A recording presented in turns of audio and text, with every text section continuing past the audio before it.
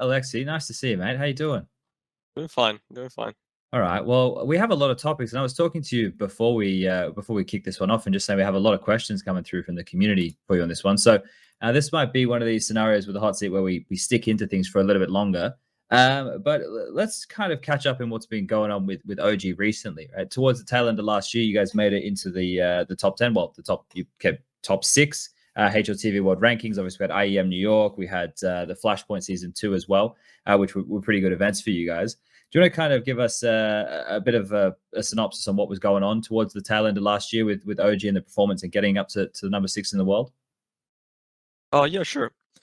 So about last season, I think we had 2 bumps in the last season. I think before the summer break, we played quite decent, so it was nice to have the break after having ended the season quite well. Then we started the autumn season. I'm pretty sure it was like a little bit rough at first, and at the end of it, we kind of had the Flashpoint, and I'm not sure which other tournament was there.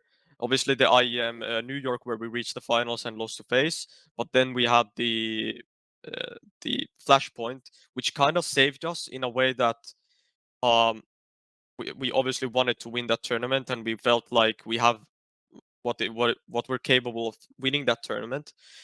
And us making the finals, and even though we lost the finals, it kind of revived some hope in us, where we knew that we could pull it off the finals, and we just need to do something extra to actually win a final. But let's imagine the last season, and let's say that we didn't reach the final on Flashpoint, or we had no chance of winning Flashpoint or anything. Maybe it's a different place again. But as I said, we ended it quite nicely. We ended it top 6, something any team, I feel like, if they build a brand new team and in 1 year they'll be top 6, I think anyone could try to sign for that one, right? Yeah. But then it's a different story how we started this year. Okay.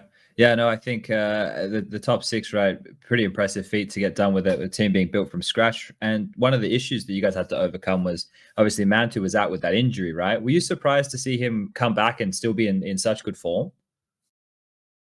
Yeah, I was. Obviously, who wouldn't be worried as a teammate, because the ultimate is that, you know, what doctor says, so suddenly he's feeling so bad he cannot play, that he just comes up with like, you gotta get a stand in, and I gotta fix the hand action like completely. So I think we're lucky that we got a nice enough break for this year. I just asked today from Mantu about the hand, and he really feels, or he hasn't been to physio because he doesn't feel any pain right now, and it's like felt like the break we had during Christmas. I think it completely healed his hand, or at least that's what we hope for, right? Okay. But there was a time where it really felt rough, because Mantu was this upcoming guy and he really needed all the experience he could get. So suddenly having Mantu maybe take a prolonged break or anything before the Christmas break even, like, obviously it was concerning, but I'm glad it didn't happen.